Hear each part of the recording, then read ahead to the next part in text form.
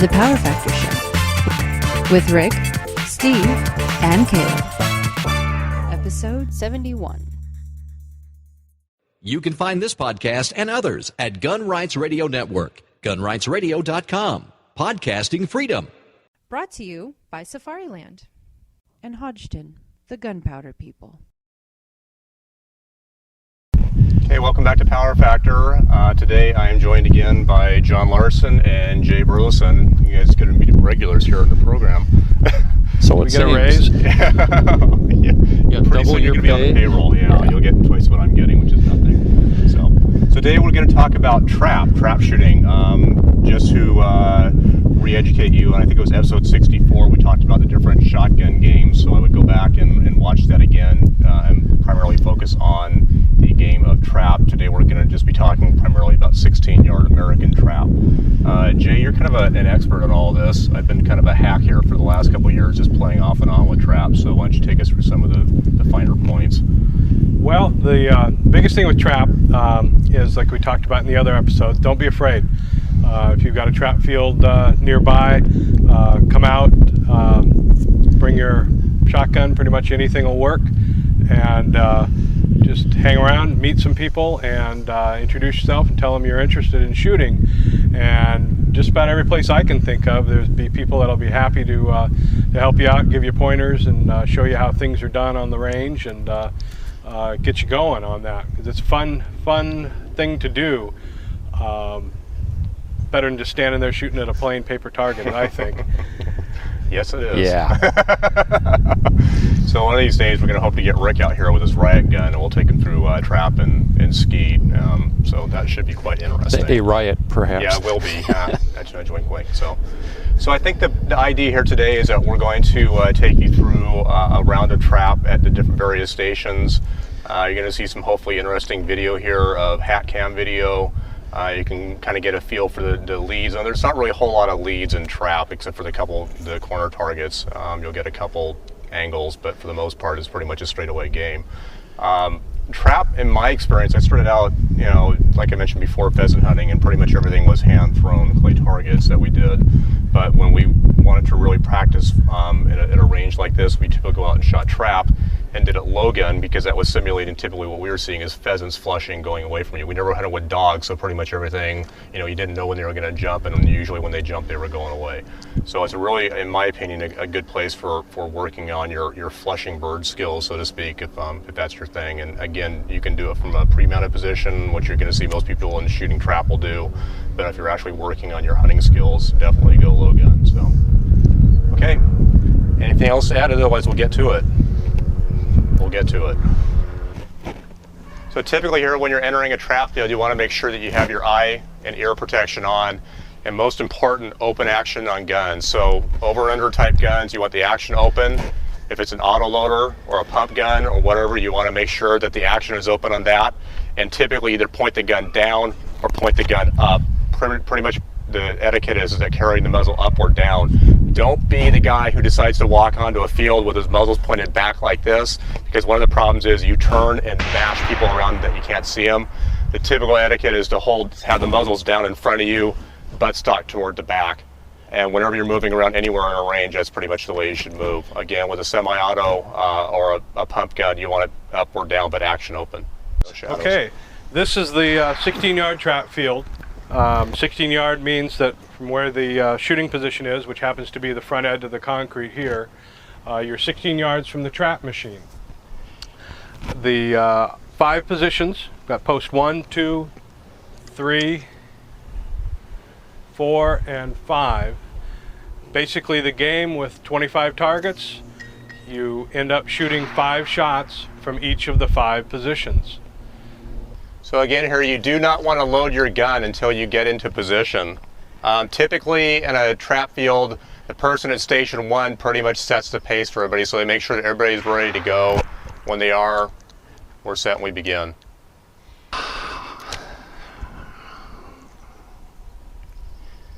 Pull! Pull!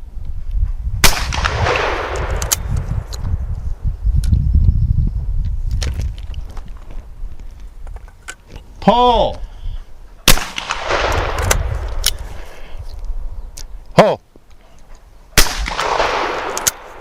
Okay, so after you've fired 5 rounds with the action open on either a break action gun Gun's or empty. a pump or autoloader, you then move to the next station. So everybody shifts down 1. And if you notice, the way they were shooting their rounds is they were each alternating a single shot until they both shot 5 targets. Then it was time to move. Pull! Pull.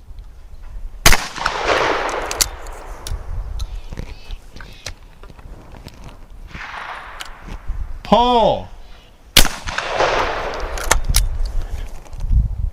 Pull.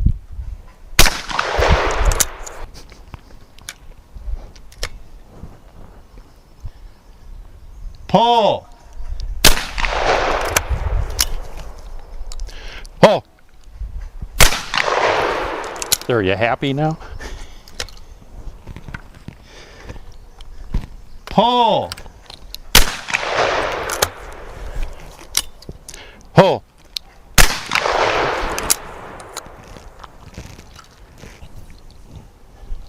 Okay, so after you've shot your 5th round, the person on station 5 now rotates and comes back to station 1, and it's very critical the move that they make there. You want to make sure they turn around and walk behind the line.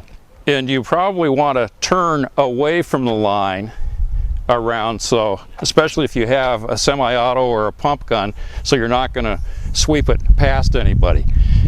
And then you will walk behind everybody else back to the station that you haven't shot yet. And again, if I'm the squad leader here and I'm on 5, I make sure until that person gets down there in station 1 and is ready to go before I load up and start shooting. And the person on station 1 will generally nod or let them know that they're ready to go. Okay, a couple other things. You might have noticed the post with the speakers on the top here. This particular range, and a lot of them use voice-operated launchers for the trap. The downside of those is you can't talk out here when they're on. So you do have to be quiet when you're shooting your round of trap. You can't curse when you miss or cheer when you hit or any of that good stuff, which is somewhat unfortunate, but it just makes it a lot easier for trap fields, because they don't have to have somebody sitting out here all day long pushing a button for everybody. You can just come up here by yourself and shoot around a trap. So turning the microphones on and off and paying attention to the microphones being on is very important at a trap range with that. And as we mentioned before, you've got the 5 posts, and as people line up on here, as Steve mentioned, whoever's on post 1 is the squad leader, and make sure everybody's set up and going. And as far as setup goes, that gets the whole different ball game when you're talking about shooting position, where you want to be, where you want to look at the trap house, where you're looking at the target. So Steve and John will demonstrate that. So now we're going to go through station by station, basically what we're looking at here in terms of hold points, look points, foot position, everything. Now for station 1, you're looking at a position here with a target, because of the 22 angle degree that we talked about before on the Shotgun Games episode. The 22 degrees away from me is pretty much straight away. The problem is the hard left angle is quite a bit of a sharp angle going out here to the left. So what I like to do is basically position myself, my feet, for that worst case scenario, because I can rotate far to the right, but left I'm going to bind up. So I'm going to point my left foot pretty much out to where I expect the target possibly to go in a hard left target or hard left angle. In terms of hold points, what I like to do is I like to hold about, and this is a little bit, everybody kind of has their own personal hold point off the trap house. A lot of people will recommend for station 1 of going to the left-hand corner. I like to go from the left-hand corner about 3 feet out. That's just me. I feel more comfortable there. In terms of height, I usually come about 2 to 3 feet above the edge of the house. The idea is you never want the bird to get above your barrels, and the problem is if you point the gun low, that bird's coming out, so the thing you're doing is racing up with the gun to break the bird. And more often than not, what that does is causes the person to shoot over the target, because they basically push the gun right straight through the target. So again, I like to keep the gun relatively flat, so the target of the bird is coming straight up into my muzzles. It's just to just put the gun into the line of the bird and shoot. So I'll go ahead and show you what that's like here. So at this point here, I've got my left foot kind of pointed, and generally speaking, where your left foot points is kind of like where you're setting yourself up to break the bird. So I'm pointing my left foot pretty much straight out here. I have kind of an open stance relative to the field. So I'm going to set up here about 2 to 3 feet off the corner of the house and midfield out here. And when I'm looking straight out to that field. I'm not looking in close. I'm looking literally at the field out there and then waiting for my vision to pick up the bird as it comes into it. Your eyes can actually focus faster from distance to nearer than they can go near to distance. So you want to basically have a really kind of like a soft focus, far out, look for the movement of the bird coming up, lock onto it and break it.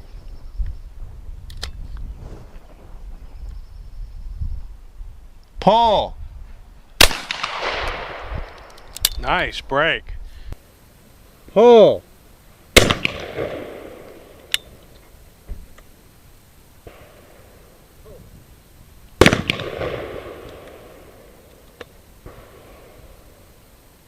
Pull.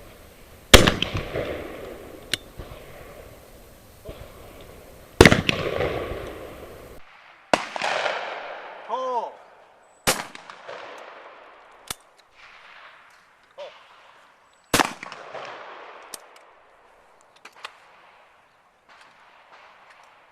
Pull.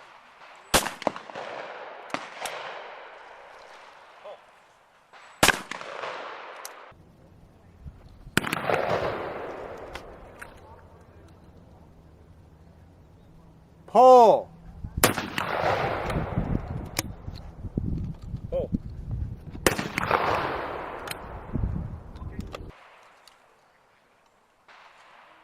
Pull.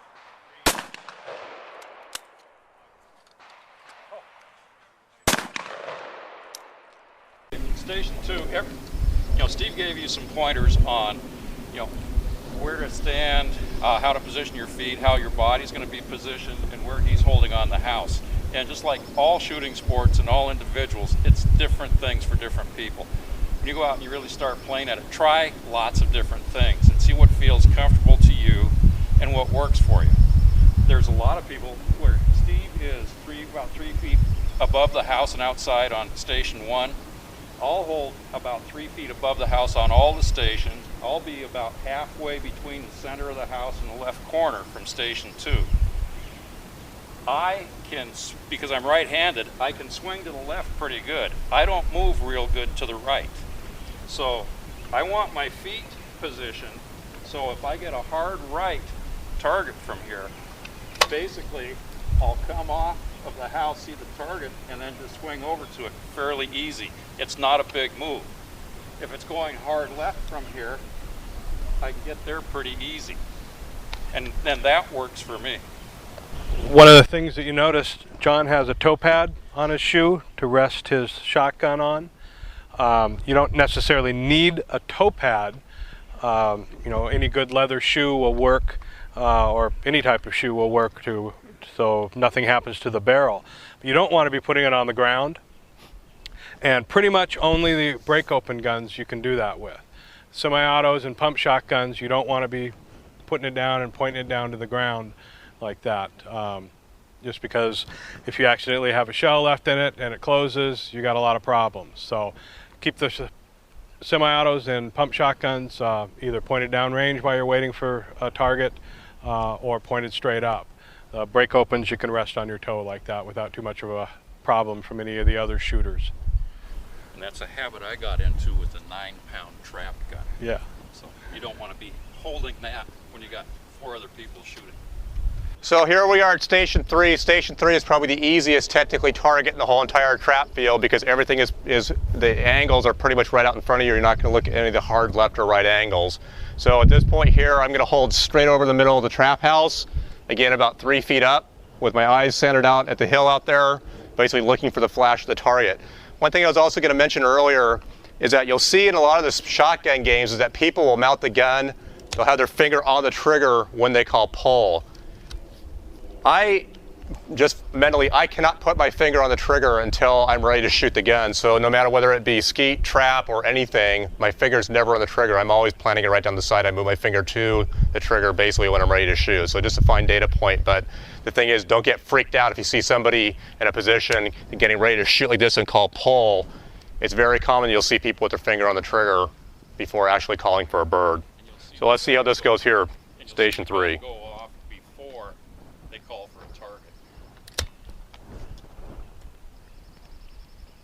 Pull.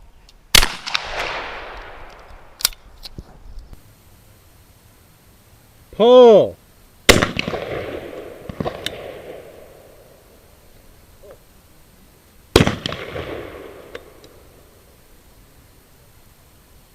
Pull.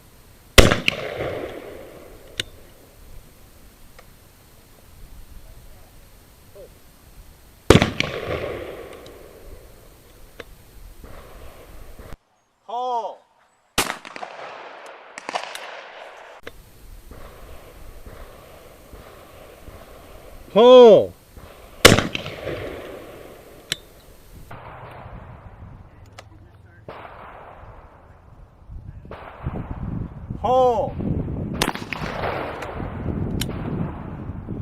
Pull. Pull.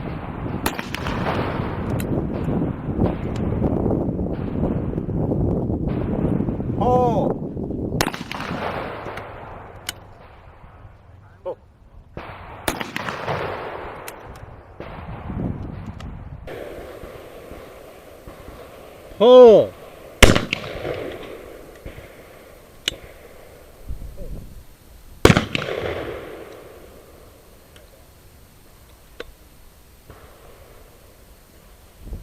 Pull.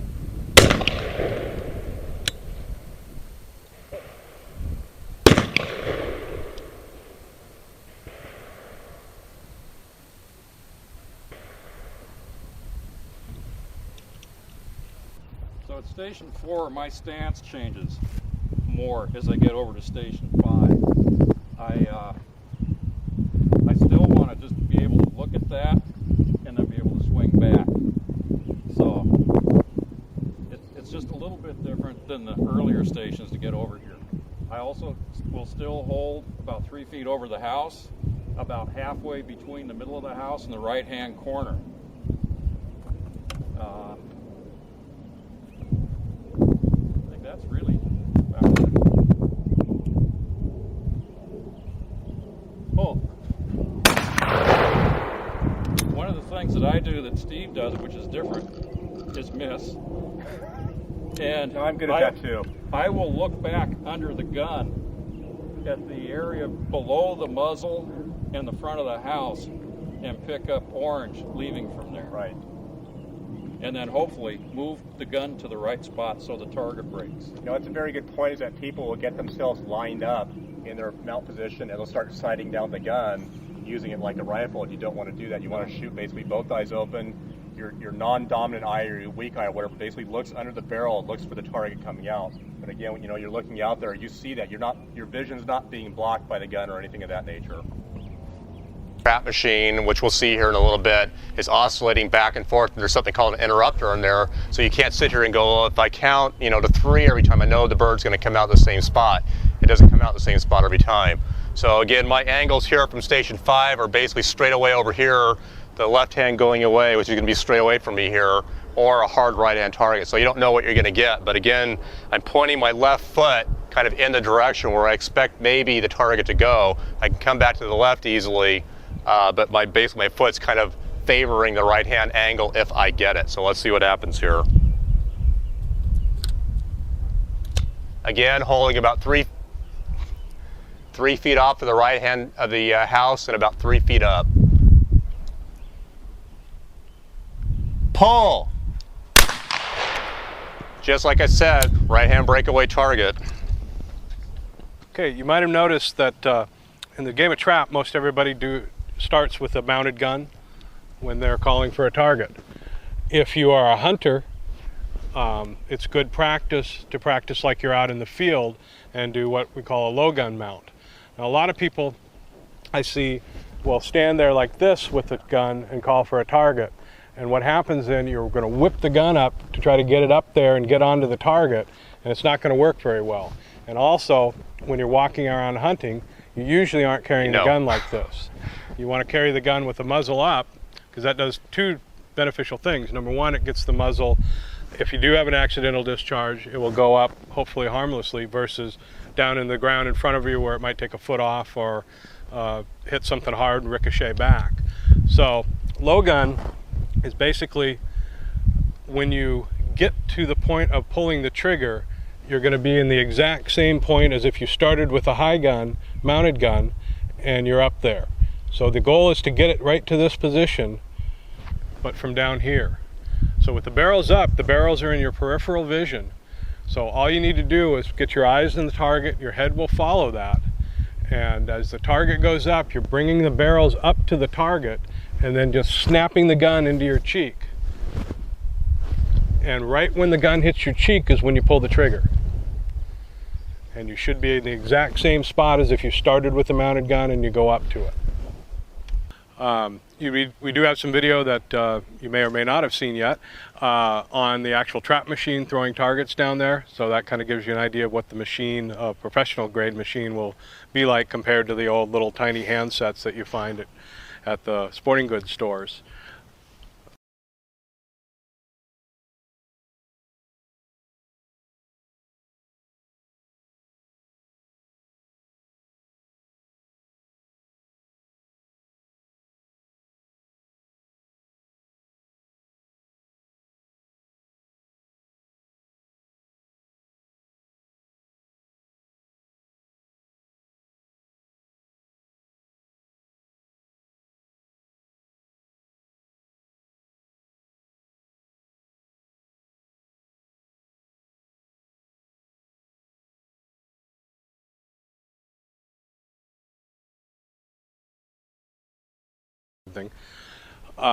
While you're shooting, if you notice these guys, when they fired, they pulled the hull out and stuck it in their pouches there.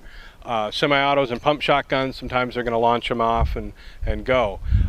You want to just leave them on the field until you're done completely shooting the round.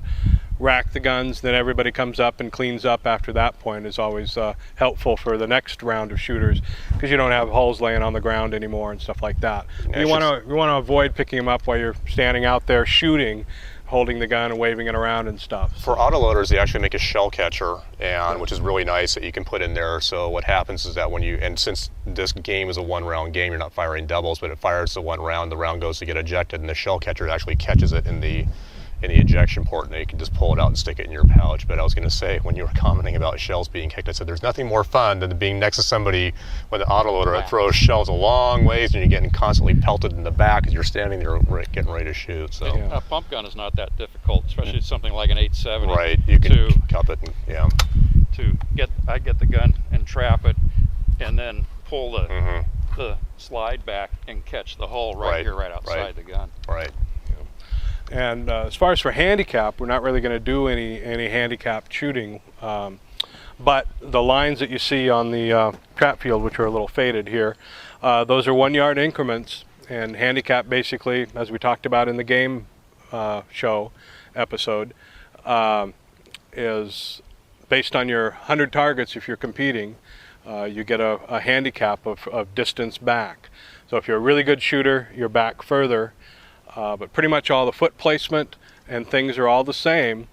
You're just further away from the target, and actually your gun movement is typically slightly even less because of the way the angle of the trap field goes out, and you step back from it, so your movement is a little bit less. So again, if somebody's out practicing handicap and you shot enough trap at 16 yards to be confident of what you're doing, don't hesitate to step back a little bit and try it from a further distance away. That's what I've been doing recently, is I'd go out and shoot some 16 and then I back up to 21 just because it's different and it's more fun. And once you shot at 21, then you go back to your next round at 16, the targets look that much bigger. They do, they look huge, yeah, nice and slow. Yeah, and handicap is the same target, same speed, same everything, yeah, just further back. All you're doing is getting further away from it. Right. Okay, so here we are on the Continental trap field. The Continental is similar but different to 16-yard trap. It obviously looks very similar to a normal trap field, but the difference really is is what happens in continental versus trap. So Jay, I'm going to let you kind of explain the difference between continental and normal trap. Yeah, like I said in the other episode, continental trap is kind of a regional thing in the sense of the name. In the West Coast here, we call it continental trap. Other parts of the country, you might hear it referred to as wobble trap. Really what the distinction is that as well as going side to side, the trap machine is actually moving up and down as well. So you're getting a much more variety of targets, high ones, low ones, as well as side to side. There is no official continental or wobble game out there like there is for the trap leagues and trap competition. So you'll find that sometimes the target speed, the target angles and stuff, and where you shoot it from are different at whatever field you go to. Out here we do have a wintertime league, continental league, that shoots at 8 different fields around western Washington. So they've kind of codified the rules and stuff for our location. One of the rules is we shoot from 17 yards instead of 16, and the angles, which are about 5 degrees more on each side, so 27 degrees side-to-side angle compared to the trap. And the speed is ramped up about 6 miles an hour faster. It gets a little over 50 miles an hour for a continental target here instead of 45, 46 for a trap target. So it doesn't sound that much different. But it is. Oh yeah, it is. It is. You also, in our game, you're allowed a second shot. So you can shoot 2 shots at one target. And sometimes you're going to need them because they'll get way out there.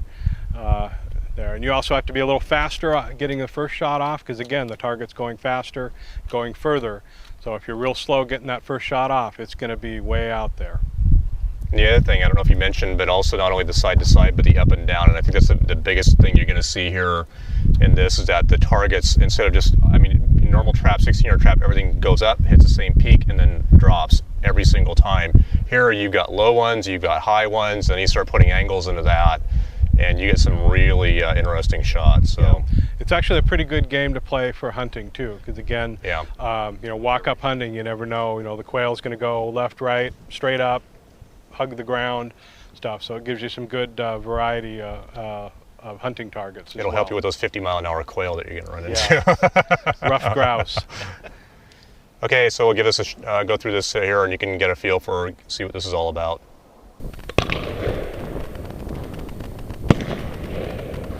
Pull! Pull!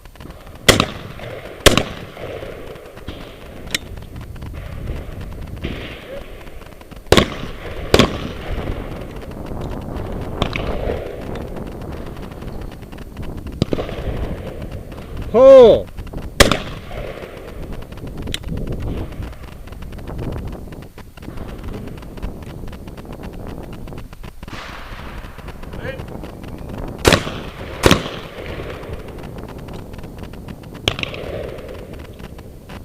Pull!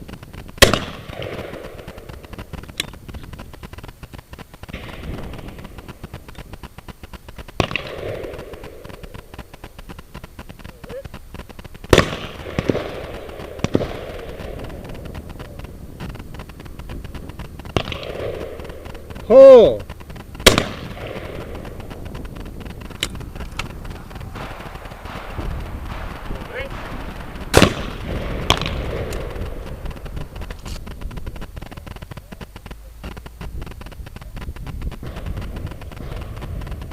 Pull! Okay, so I think that about does it for this episode. If you have any questions, you can hit the website at powerfactorshow.com, email powerfactorshow@gmail.com, and if I remember right, the facebook.com/powerfactorshow. So I want to thank John and Jay again for joining me in this episode, and we will see you next time. Yeah, don't hesitate to post any questions. We'll be happy to answer them.